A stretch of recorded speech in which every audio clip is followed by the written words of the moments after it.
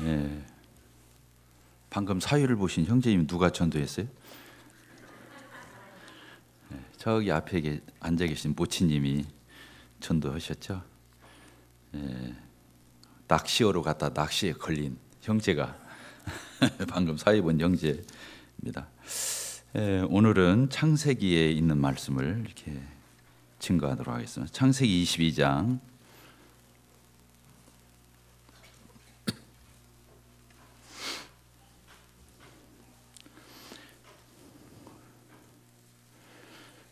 창세기 22장 9절부터 읽겠습니다. 하나님이 그에게 일러주신 곳에 이른지라 이에 아브라함이 그곳에 제단을 쌓고 나무를 버려놓고 그의 아들 이삭을 결박하여 제단 나무 위에 놓고 손을 내밀어 칼을 잡고 그 아들을 잡으려 하니 여호와의 사자가 하늘에서부터 그를 불러 이르시되 아브라함아 아브라함아 하시는지라 아브라함이 이르되 내가 여기 있나이다 하매 사자가 이르시되 그 아이에게 네 손을 대지 말라 그에게 아무 일도 하지 말라 네가 네 아들 네 독자까지도 내게 아끼지 아니하였으니 내가 이제야 네가 하나님을 경외하는 줄을 아노라.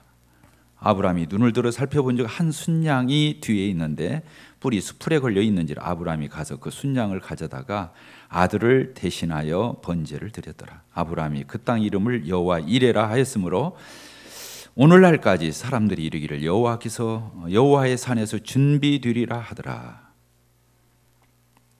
네. 여기 말씀 12절에 있는 말씀 그렇게 나와 있죠. 네가 네 아들 네 독자까지도 내게 아끼지 아니하였으니 네가 이제야 네가 하나님을 경외하는 줄을 아노라. 되어 있습니다. 하나님을 경외하는 삶에 대해서 오늘 좀 교제를 이렇게 나누고 싶습니다. 예, 하나님을 경외한다, 하나님을 믿는다, 하나님을 사랑한다, 하나님께 순종한다, 하나님을 따르다, 여러 표현들을 쓸 수 있는데 오늘은 하나님을 경외하는 믿음에 대해서 이렇게 같이 상고하고 싶습니다. 하나님을 경외한다. 경외가 무엇입니까? 경외심, 경외, 경자가 공경한다고 하는 존경하고 따른다는 이 공경의 의미로 경자를 쓰고 있고 위자는 두려워하다, 떨다 이런 의미입니다. 그래서 하나님을 두렵고 떨리는 마음으로 공경하는 태도 이런 사전적 의미로 이렇게 볼 수 있겠습니다. 하나님을 경외하다. 여기서 두렵고 떠는 마음으로 하나님을 공경한다고 했을 때 두렵고 떤다는 말은 어떤 사람이 죄인의 처지에서 하나님의 심판을 받고 어떤 멸망이나 심판을 받을 때의 두렵고 떨림의 그런 의미가 아니라 하나님이 너무 높으시고 크시고 위대하시고 하나님은 측량할 수가 없고 너무 엄숙하고 거룩하고 온전하시고 그런 하나님을 대면해서 자신의 마음이 꺾어져서 엎드려져 버릴 수밖에 없는 하나님을 우러러 그분에 대해서 최대의 경의를 표하는 이런 마음을 가리킨다고 믿습니다. 신앙이 자라는 거잖아요. 신앙이 성숙해가고 자라가는데 저를 비롯해서 우리 형제 자매님들, 우리 성도님들이 하나님을 경외하는 데까지 이렇게 성숙하고 성장했으면 좋겠습니다. 따라서십시다. 하나님을 경외하자. 그랬습니다. 아브라함한테 이런 말을 했어요. 아들을 우리 이 이야기는 이 성경이 기록된 일화는 우리가 너무 잘 아는 말씀입니다. 하나님께서 아브라함에게 네게 아들을 주겠다 이렇게 했습니다. 근데 하나님이 안 주시는 거예요. 약속을 했는데 안 주시는 거예요. 그러니까 어떻게 했어요? 사라가 꾀를 냈어요. 자기 계집종 하갈을 아브라함에 주면서 동침을 하고 아무래도 나나 당신은 이제 늙어서 소망 없으니까 저 계집종을 취해서 이게 낳도록 그래서 태어난 게 누굽니까? 이스마엘이었습니다. 이스마엘. 그러니 사람은 하나님의 약속을 잘 못 기다려요. 참을성이 없어 인내심이 부족한 것을 보게 됩니다. 우리가 하나님보다 앞서갈 때가 많이 있습니다. 그러나 그건 그 일을 그르치기 짝이 없습니다. 그르칠 때가 많죠. 그래서 우리는 하나님의 약속을 받고 그 하나님의 약속을 따라 약속보다 앞서가는 게 아니라 약속을 따라가는 그 순종이 참으로 중요하다고 하는 사실을 우리는 이 말씀에서 깨달을 수가 있습니다. 그런데 하나님께서 진짜로 주셨어요. 아브라함에게 100살에. 그때 사라 나이는 몇 살이에요? 아브라함 남성인 아브라함은 100살이었는데 100세. 여자인 아내였던 사라의 나이는 몇 살이었습니까? 아십니까? 나이 차이가 몇 살인지만 알면 되겠죠. 10살 차이입니다. 부부간에. 저는 1살 차이인데 여기는 10살 차이예요. 그러니까 그때 아브라함이 이삭을 낳았을 때 100살이었는데 사라야 엄마의 나이는 90세였습니다. 90세 할머니가 아기를 낳은 거예요. 젖을 물린 거예요. 근데 그 100살 때 낳은 그 아들을 얼마나 애지중지하게 길렀겠습니까? 애지중지 알죠? 그렇겠죠.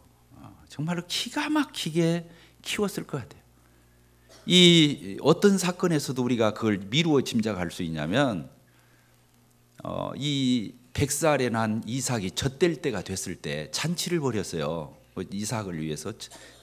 우리로 말하면 돌 좀 되는지 어떤지 모르겠는데 하여간 젖을 뗄 때가 되어서 이제 잔치를 벌이는데 그때 정신없이 잔치를 하다 보니까 그 100살에 난 외동아들을 잘 못 살핀 거예요. 가만히 사라가 정신없이 대접하다가 이렇게 눈에 띄는 것이 있는데 보니까 이스마엘이 먼저 났죠. 그 계집종 그 하갈에게서 먼저 태어났던 이스마엘이 상당히 큰 나이가 됐는데 그 애기 사라에게 난 아들 이삭을 완전히 가지고 놀고 있는 거예요.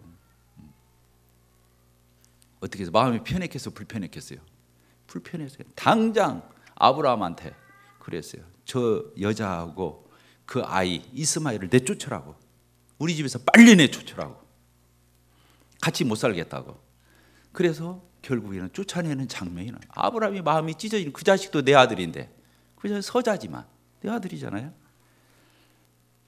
그러나 사라의 이 저항이 워낙 강권을 하니까 별 수 없이 그 하갈과 이스마엘을 내쫓는 장면을 보더라도 아브라함과 이 사라는 얼마나 이 이삭을 100살에 난 90세에 태어난 이 이삭을 얼마나 소중하게 키웠을 것인지 상상하고도 남음이 있습니다. 그런데 어느 날 하나님께서 아브라함에게 명령을 했습니다.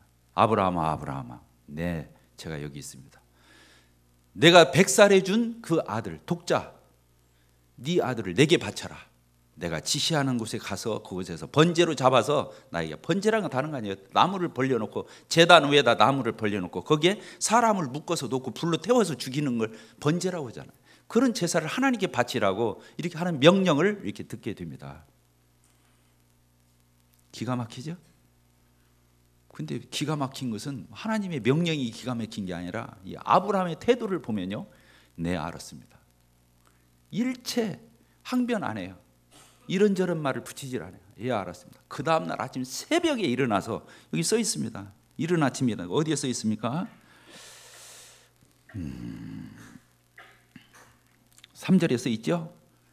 아브라함이 아침에 일찍이 일어나 나귀의 안장을 지우고 두 종과 그의 아들 이삭을 데리고 번제에 쓸 나무를 쪼개어 가지고 떠나 하나님이 자기의 일러주신 곳으로 가더니, 이게 모리아산이잖아요. 하나님 일러주신. 그리고 3일 동안을 가는 거예요. 새벽같이 일어나서 3일을 가서 그 모리아산에 이르러 가지고 실제로 번제를 드리려고 하는 장면이 오늘 저희들이 읽었던 그런 장면입니다. 그 아들의 목을 따고 배를 가르려고, 그리고 이제 하나님 앞에 각을 뜨고 난 뒤에 이제 번제를 바쳐야 되는데 칼을 들어서 자식을 잡으려고 하니까 하나님의 다급한 음성이 들렸습니다.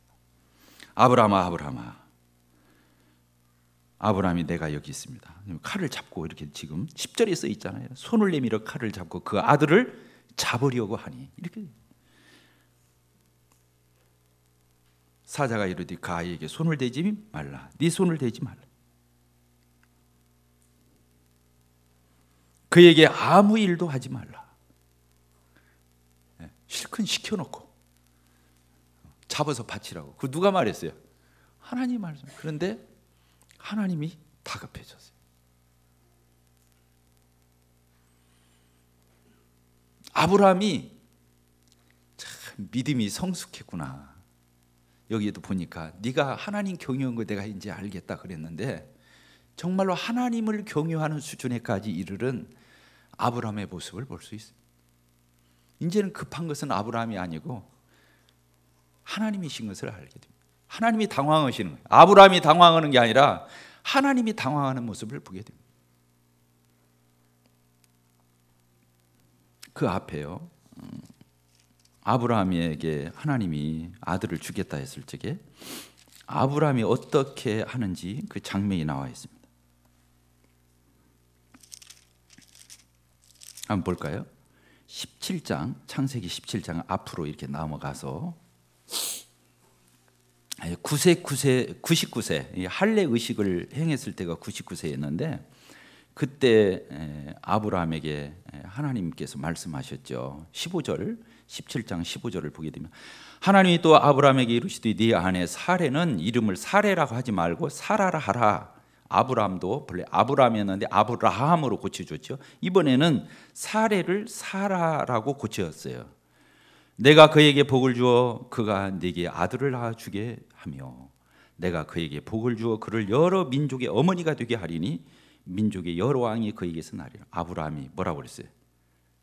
17절 같이 읽겠습니다. 시작. 아브라함이 엎드려 웃으며 마음속으로 이르되 100세 된 사람이 어찌 자식을 낳을까?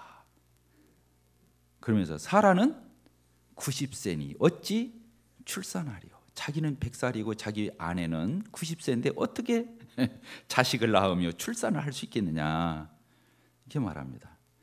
그러니까 아브라함이 뭐라냐? 아브라함이 하나님께 하루되 이스마엘이 하나님 앞에 살기를 원. 그러니까 자기 서자 이스마엘 자꾸 얘기를 하는 거예요. 아니다는 거예요. 하나님은 19절 또 읽겠습니다. 시작.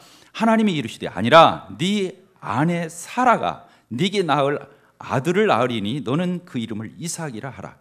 내가 그와 내 언약을 세우리니 그의 후손에게 영원한 언약이 되리라. 이렇게 있죠? 아니다는 거예요. 계집 중 하갈에서 난 이스마엘이 아니고 네 본부인 자유한 여인, 계집 종이 아니라 자유한 여자인 사라에서 태어날 이삭이 네 자식이 될 거고 상속자가 되고 후사가 될 거고 그 씨에서 하나님의 놀라운 역사가 있을 거라고는 약속을 하게 되는데, 아브라함의 태도를 봐요. 뭐라고 그랬어요? 하나님 웃기지 마세요. 그렇게 써 있죠. 그리고 피식피식 웃으면서 말을 하는 거예요. 아니, 내 나이가 지금 100살이고 내 마누라가 90세인데 무슨 아이를 낳고 자식을 낳냐고 이렇게 지금 하고 있는 장면이에요. 근데 남편도 그럴 뿐만 아니라 아내는 또 뭐라고 그랬습니까? 아내를 보십시다. 18장 10절 18장 10절을 보겠습니다. 9절부터 볼까요? 그들이 아브라함에게 이르되 네 아내 사라가 어디 있느냐? 대답하되 장막에 있나이다. 그가 이르되 내년 이맘때에, 그러니까 지금 몇 살이에요? 99세예요. 내년 이맘때니까 100살에 났으니까. 그가 이르시되 내년 이맘때에 내가 반드시 네게로 돌아오리니 네 아내 사라에게 아들이 있으리라. 내년에 아들이 있을 거라고 하시니 사라가 어떻게 했어요? 그 뒤 장막문에서 뒤었더라. 안에 그 장막문 안쪽에서 들은 거예요. 11절 아브라함과 사라는 나이가 많아 늙었고 사라에게는 여성의 생리가 끊어졌더라. 12절 같이 읽겠습니다. 시작. 사라가 속으로 웃고 이르되 내가 노쇠하였고 내 주인도 늙었으니 내게 무슨 즐거움이 있으리요. 이렇게 말합니다. 사라가 또 속으로 웃는 거예요. 장막 뒤에서 듣고 있다가 13절에 여호와께서 아브라함에게 이르시되 사라가 왜 웃으며 뜰 안에서 웃는데 하나님 아시잖아요. 그러니까 네 마누라 사라가 웃었다는 거예요. 비웃었다는 거예요. 사라가 왜 웃으며 이르기를 내가 늙었거늘 어떻게 아들을 낳으리요 하느냐? 여호와께 능하지 못한 일이 있겠느냐? 기한이 이를 때 내가 네게로 돌아오리니 사라에게 아들이 있으리라. 이게 사라가 뭐라고 그랬어요? 두려워서 부인하여 이르되 내가 웃지 아니하였나이다. 이르시되 아니라 네가 웃었느니라. 하나님은 웃었다고 그러고 사라는 안 웃었다고 그러고 서로 이렇게 대화를 주고받는 장면이 나와요. 그런데 실제로 그 아들이 컸어요. 그래가지고 몇 살쯤 되었는지 몰라요. 여러분들 이삭이 아까 100살 된 네 아들 독자를 데리고 내게 바쳐라 했을 때 그 모리아 산에서 바쳐질 때의 이삭의 나이가 몇 살이 있는지 아세요? 예? 이제 그거 연구하다 머리 휘어지니까 어떤 사람들은 16살, 17살 말하는 전혀 근거가 없는 얘기죠. 어쨌든 상당히 성장했었을 것이다라고 보여지는 거예요. 왜 그러냐면 이 이삭을 바치는 장면이 창세기 22장에서 나오지 않습니까? 그런데 바로 뒷장인 23장을 보십시오. 23장 1절을 보게 되면 사라가 127세를 살았으니 몇 살 살았다고요? 127세를 살았으니 이것이 곧 사라가 누린 햇수라. 사라가 가나안 땅 헤브론 곳 기럇 아르바에서 죽음에 아브라함이 들어가서 사라를 위하여 슬퍼하며 애통하다가 이렇게 여기 보니까 사라가 127살에 죽어요. 22장에 이삭을 번제로 드리는 이런 장면이 있고 바로 뒤에 이어서 사라가 죽는 기록이 나오는데 사라가 몇 살이었다고 되어 있지요? 127세. 그러면 이때 어머니 사라가 죽을 때 이삭은 몇 살이었겠어요?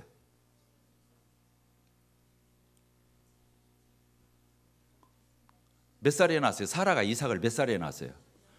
아니, 90세에 낳았잖아요. 그렇죠? 90인데 지금 죽은 나이가 몇 살이에요? 127세. 그러니까 사라가 죽을 때 이삭의 나이는 37살이에요. 맞죠? 37살이라는 걸 알 수 있어요. 그러니까 어쨌든 37살 전이라는 것을 우리가 알 수 있어요. 어떤 학자들은 37살이라고 말하는 사람도 있어요. 그렇다고 보기는 어렵고, 왜 그러냐면 바로 이 사건과 이 사건 사이, 사라의 죽음 사이에는 어떤 간격이 있는 것처럼 느껴지기 때문에, 그러나 이삭이 충분히 성장했을 그런 나이였다고 하는 것을 우리는 알 수 있습니다. 그리고 어머니가 죽고 난 뒤에 이삭이 리브가를 얻어서 결혼을 하게 되는 이런 장면으로 이어지는 것이 창세기의 기록입니다. 우리는 여기서 제가 왜 무슨 말씀을 드리려고 하는 거 아니? 아까 이삭을 주겠다고 했을 때 아브라함이 받아들였어요? 못 받아들였어요? 웃었어요. 사라 받아들였어요? 못 받아들였어요? 못 받아들였어요. 우리가 성경을 이렇게 앞에서 보게 되면 아브라함이 창세기 12장에서 부름을 받아서 갈대아 우르에서 내가 네게 본토 친척 아비 집을 떠나 내가 네게 지시하는 땅으로 가라. 아무것도 갈 바를 알지 못하고 아브라함이 말씀을 쫓아서 떠나는 장면이 납니다. 롯을 데리고 떠나죠. 하란을, 또 하란에서 가나안으로 이렇게 떠나는 장면이 나옵니다. 그리고는 어떻게 했습니까? 거기 가보니까 흉년이 들었어요. 남방으로 내려가고 거기에서 어떤 왕을 만나가지고 자기가 죽게 생겨서 자기 마누라를 뭐라고 속였어요? 누이다고. 부인이라고 하면 죽이고 뺏을 것 같으니까 여동생이라고 이렇게 말해가지고 자기 목숨을 부지하고 하마터면 아내를 빼앗겠다가 영 빼앗길 뻔한 이런 일들이 이어지죠. 이 아브라함의 이런 행적을 이렇게 보게 되면, 사라의 행적을 보게 되면 믿음이 있는 사람들이 아니었어요. 미성숙한 것이 많이 보여요. 그러나 지금 아브라함이 이제 상당한 시간이 지나가지고 그 기가 막히게 키운 그 아들을 내게 바쳐라 했을 때 주저하지 않고 나서서 하나님 말씀에 순종하는 이런 아브라함과 이런 이삭의 모습을 이렇게 우리는 보게 되는 겁니다. 어떻게 바칠 수 있었겠어요? 히브리서를 가서 보게 되면 아브라함은요, 하나님이 죽이지 않을 걸 믿었어요. 죽였다가도 살릴 것을 믿었어요. 그렇게 써 있어요, 히브리서에. 그러니까 아브라함은 진짜 이제는 하나님을 신뢰할 수 있는 데까지 이르는 거예요. 그리고 정말로 신뢰에서 더 넘어서서 하나님을 경외하는, 더 이상 이유가 없는, 단서를 붙이지 않는, 합리화하지 않는, 하나님 앞에 항변하지 않는, 토를 붙이지 않는 이런 데까지 아브라함이 그 믿음이 견고해졌다고 하는 것을 우리는 알게 됩니다. 마치 뿌리가 깊은 나무가 웬만한 일이 있어도 흔들리지 아니하는 것처럼 아브라함의 신앙이 이렇게 성장하고 성숙한 이런 사람을 하나님의 사람으로 변모된 것을 우리는 보게 됩니다.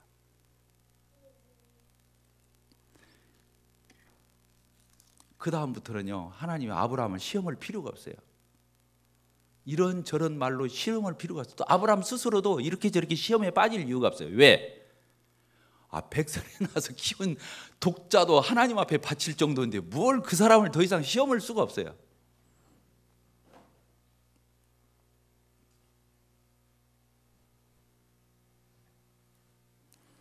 네, 그렇습니다. 어제도 우리 청년들에게 하나님 말씀을 이렇게 증거할 수 있는 기회가 있었는데, 그렇습니다. 우리가 믿음이 정말로 하나님을 기쁘시게 하려면 믿음이 없이는 하나님을 기쁘시게 하지 못한다, 이런 말씀이 있는데, 정말 하나님을 철석같이 믿고 따르고 의지하는, 나중에 더 나가서 하나님을 경외하는, 하나님을 우러러는, 하나님을 높이는, 하나님께 경배하는, 추워도 하나님 앞에서 미성숙한 아브라함이었지만 결국에 후에 가서 이렇게 견고한 믿음을 하나님 앞에 보일 수 있었듯이 하나님께 도전을 했던, 하나님을 당황하게 한 이런 아브라함의 믿음을 우리가 한 발짝이라도 그렇게 방향으로 나갔으면 좋겠어요.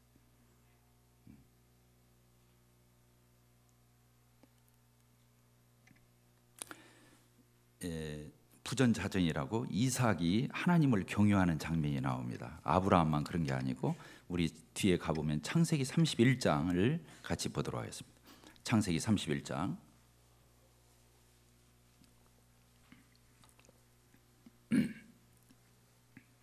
42절 이게 야곱이 하는 말이에요. 그런데 야곱이 자기 아버지 이삭을 가리켜서 하는 말이에요. 아브라함이 이삭을 낳고 이삭이 야곱을 낳았잖아요. 또 야곱이 또 요셉도 낳았잖아요. 그렇게 이제 성경의 족장들이 이어지는데 여기에서 야곱이 뭐라고 말합니까? 42절 같이 읽겠습니다. 시작. 우리 아버지 하나님 아브라함의 하나님 곧 이삭이 경유하느니가 나와 함께 계시지 아니하셨더라면 유삼촌께서 이제 나를 빈손으로 돌려 보내셨으리다마는 하나님이 내 고난과 내 손의 수고를 보시고 어젯밤에 유삼촌을 책망하셨나이다. 그 유삼촌 라반이 야곱을 가지고 얼마나 그랬어요. 근데 하나님이 당신은 아무리 꾀를 부려서 나를 괴롭히고 나를 이용해 먹으려고 했지만 하나님이 허락지 않았다. 당신을 책망했다. 나를 보호해 주셨다. 그럴 적에 뭐라고 표현했냐면요, 나의 하나님이라고 않고 자기 아버지를 얘기하는 거예요. 우리 아버지의 하나님. 따라서 합시다. 우리 아버지의 하나님. 여기서는 천지를 창조하신 엘로힘 하나님, 가드를 얘기하는 게 아니에요. 여기 보니까 우리 아버지의 하나님은 누구를 얘기하는 거예요? 이삭의 하나님을 얘기하는 거예요. 자기 아버지가 이삭이니까, 야곱이. 놀랍죠. 나는 우리 디도와 베베가, 찬송이가 저를 하나님을 부를 때 우리 아버지의 하나님 짜릿하네요. 우리 아버지는 어쨌다는 거예요? 하나님을 진짜로 믿었다는 거예요. 하나님을 정말로 경유했다는 거예요. 하나님을 신뢰했다는 거예요. 하나님 앞에서 틀림없었다는 거예요. 다른 건 몰라도 하나님 앞에서의 태도만큼은 분명했다고 하는 이런 고백을 합니다. 우리 아버지 하나님 아브라함의 하나님 곧 이삭이 경유하는 이가, 이삭이 경유하는 이가 누구예요? 천지를 창조하신 하나님 아버지. 그 하나님을 가리켜서 자기 아버지 이삭이 경유하는 하나님, 이런 표현을 쓰고 있어요. 그냥 지나갈 부분이 아니에요.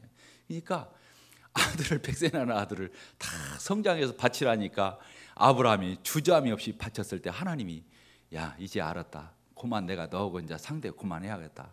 뭐라고 그랬어요? 네가 나를 경유하는 걸 내가 이제서야 알았다. 그랬어요. 아브라함이 하나님을 경유했잖아요. 근데 이삭은 하나님을 또 경유했어요, 안 했어요? 경유했어요.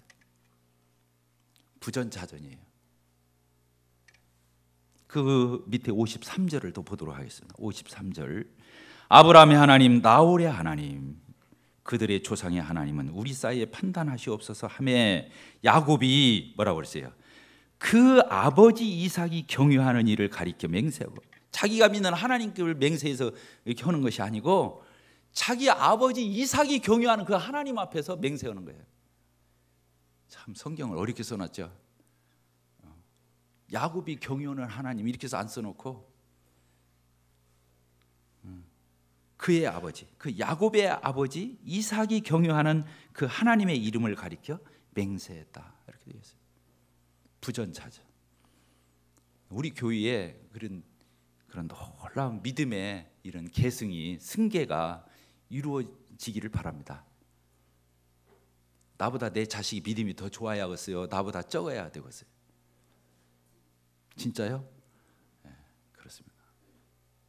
내 자녀들이 하나님을 나보다 더 아름답게, 더 놀랍게 하나님 앞에 그런 섬겨가는 모습, 이런 걸 보는 것은 정말로 인생에 있어서, 그리스도인에게 있어서 축복이라고 믿습니다. 나는 우리 형제 자매님들의 자녀들이 우리들 자신보다도 더 놀라운 그런 믿음의 소유자들이 되기를 바랍니다. 하나님을 기쁘시게 하는, 하나님을 경외하고 따르는 이러한 자녀들이 우리들 가운데서 많이 나오게 되기를 바랍니다. 하나님을 경외한다. 많은 생각을 했는데 말이 잘 안 나오네요. 왜 그러냐면 경외라는 말은 말을 할 수 없을 정도로 하나님에 대해서 입이 콱 막혀버린 상태를 말하는 거기 때문에 제가 말을 할 수가 없습니다. 하나님을 경외한다. 여러분들 묵상 좀 해보십시오. 하나님을 경외한다. 하나님은 경외하실 분이죠. 경외를 받으실 분이시죠. 구약에서요, 제가 적어왔는데 여호와 하나님이라는 그 낱말이 6823번 나온답니다. 뭐라고요? 여호와 하나님, 이 여호와라는 단어가 6823회가 나온대요. 그리고 엘로힘, 그냥 하나님 이렇게 할 적에는 2550번이 나온대요. 그래서 두 번 합치면은 한 9000번이 넘게 나온답니다. 하나님의 이름이. 근데 예전에 이 성경을 필사자들이 있었잖아요. 이 성경을 그대로 옮겨서 적는 사람들이 있었는데, 그 사람들이 필사를 하다가 성경을 베껴 쓰다가 하나님이라는 단어나 야훼, 여호와 이런 단어가 나오면 어떻게 했다는 거예요? 가서 다시 목욕하고 깨끗이 씻고 와서, 그리고 쓰던 붓을 치우고 새 붓을 가지고 그 부분을 썼다는 거예요. 하나님 얼마나 경외했습니까? 나중에 가서 이스라엘 백성들은요, 하나님 이름을 잊어먹었어요. 그래서 여호와냐 야훼냐 막 그 설이 복잡해요. 신학적으로 들어가 보면 하나님 이름이 여호와냐 야훼냐 아니면 또 다른 이름이냐 복잡해요. 왜 그러냐면 이름을 잊어먹어 버린 거예요. 왜? 하나님을 이름을 부를 수가 없었던 거예요. 지금도 아버님 이름 함자가 어떻게 되시냐고, 성함이 어떻게 되냐고 뭐라고 말을 해요? 네? 유디도 형제한테 물어보면 뭐라고 그래요? 성씨는 유시고요. 이렇게 표현하죠. 유자 이렇게 하는 거예요. 성씨는 유시고요. 그 다음에 함자는 인자 관자이십니다. 이런 말도 잘 못했어요. 근데 하나님 이름을 이스라엘 백성들이 하도 하나님을 경외하고 그런 두려운 마음을 가지고 있어가지고 하나님 이름을 안 부르는 거예요. 그러다 보니까 이름이 헷갈리기까지 간 거예요. 실제로 지금 역사의 유산이에요.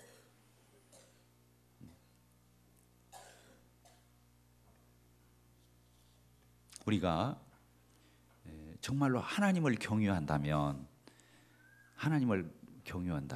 우리의 신앙이 굉장히 무게가 있을 것입니다. 그리고 함부로 행동하지 않을 것입니다. 경거망동하지 않을 것입니다. 가볍게 처신하지 않을 것입니다. 하나님의 이런 경외함을 가지고 있다고 한다면 어린아이처럼 유치하게 행동하지 않을 것입니다. 하나님을 모르기 때문에 하나님을 경외하지 않는 거죠.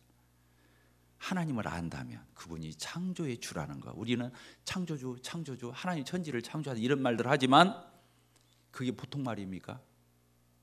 엄청난 말이지. 하나님이 천지를 지으셨다, 인생을 지으셨다, 그렇습니다. 우리가 지금 여기 전주 북북교 안에 예배당 안에 들어와 있지만 전라북도가 뭐겠어요? 한국이라는 나라, 이 대한민국이라는 나라가 얼마만해요? 지도 펴놓고 보면 여기 예배당이 넓습니까?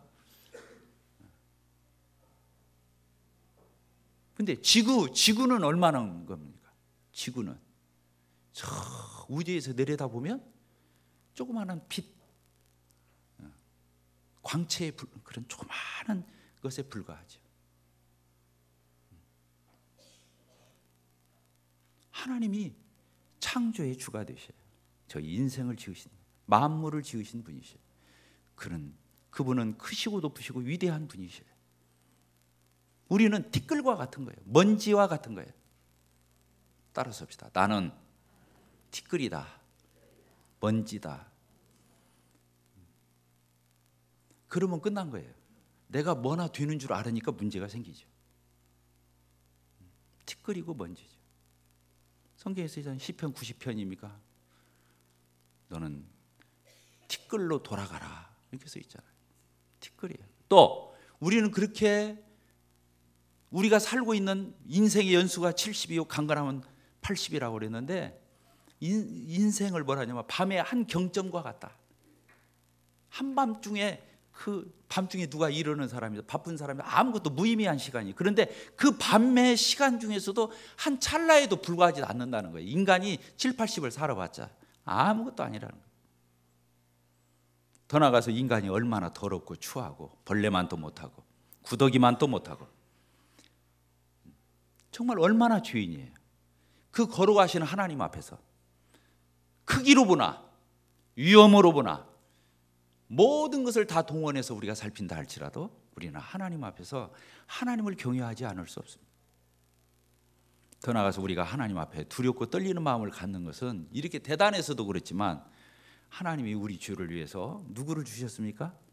아까 아브라함에게 독자를 바치라고 한 대로 하나님께서 독생하신 아들 예수 그리스도, 그분을 우리 죄를 위해서, 우리와 아주 미미한 티끌과 같은 존재를 위해서 하나님이 이는 내 사랑하는 아들이요 내 기뻐하는 자라고 한 그 아들을 우리 죄를 위해서 대속제물로 내어주시고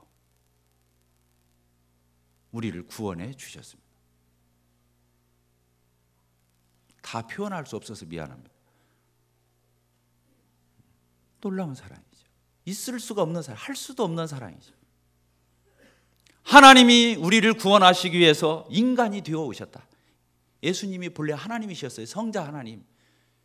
이 땅에 오셔서 예수가 있는 게 아니에요. 본래 하나님 곁에 예수님이 영원 전부터 함께 계셨어요.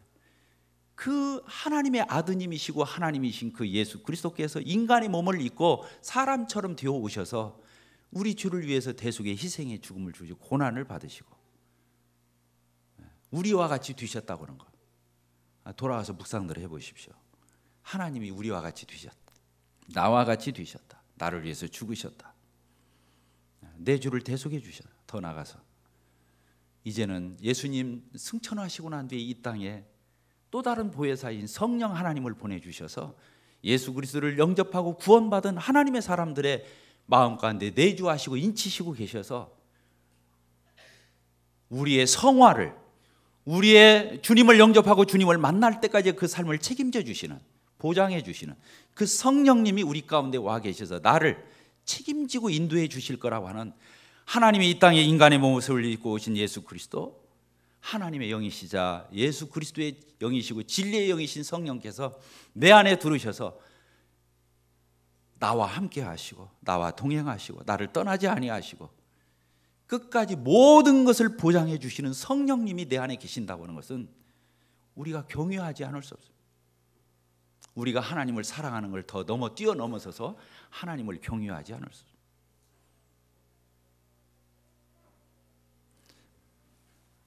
하나님을 경외하는 저희들 되기를 바랍니다.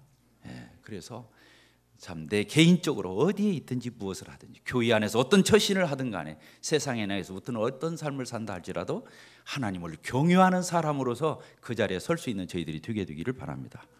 기도하고 마치겠습니다. 아버지 하나님, 저희들에게 예수 그리스도를 통하여 저희들을 영원히 구속해 주시고 이제 종의 영이 아니라 양자의 영을 저희들에게 보내주셔서 그 지극히 높으시고 위대하신 창조의 주가 되시는 하나님을 향하여 아바 아버지라 저희들이 부르며 참으로 하나님과 이런 친밀한 도대체 뗄래야 뗄 수 없는 이러한 놀라운 하나님의 자녀로, 아들로, 상속자로, 후사로 저희들을 삼아주신 하나님을 찬송합니다. 그리할 뿐만 아니라 저희들 안에 성령님 오셔서 내주하시고 저희들이 주님 나라 가는 그날까지 성령께서 저희들의 삶을 인도하시고 책임지시고 주장하시는 이런 놀라운 은혜를 저희들에게 베풀어 주시는 하나님을 찬양합니다. 아버지 하나님, 저희들의 생애 동안 하나님을 더 믿고 따르고 순종하고 더 나아가서 하나님을 경외하는 두렵고 떨림으로 너희 구원을 이루라고 하셨사온데, 아버지 하나님, 저희들이 심판이 두려워서 떠는 것이 아니라 하나님이 저희들이 얼마나 높으시고 크신지, 그리고 저희들을 어디까지 사랑하셨는지 저희들이 고개를 숙이며 무릎을 꿇을 수밖에 없는 이러한 두려움으로 하나님을 존중히 여기는, 나를 존중히 여긴 자를 내가 존중히 여기고 나를 멸시하는 자를 내가 멸시하겠다고 하신 말씀을 기억합니다. 저희들이 주님 만나는 그날까지 하나님을 존중히 여기는 가운데 저희들의 믿음의 경주를 다하게 하여 주시옵소서. 예수 그리스도의 이름으로 기도하옵나이다. 아멘.